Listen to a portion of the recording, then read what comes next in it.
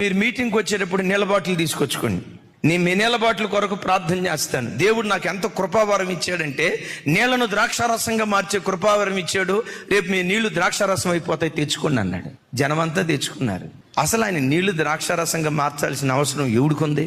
కూర్చున్నవాడికి బుద్ధి జ్ఞానం ఉండాలా? గమనించండి, మీరు నీళ్లు తెచ్చుకోండి, నేను ప్రార్థన చేస్తా, ద్రాక్షారసంగా మారుస్తానంటే ఎవడి మహిమ కొరకు?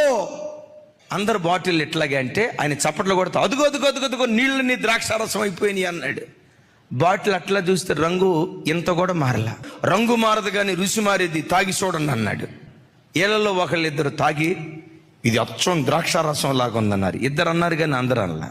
దైవజనమా, దేవుడు నీకు నాకు ఏ కృపలు ఇచ్చినా, అయ్యా మీరు నాకు ఇచ్చిన కృపలు నీ మహిమ కొరకే నేను వాడతా, నీ ఘనత కొరకే వాడతా.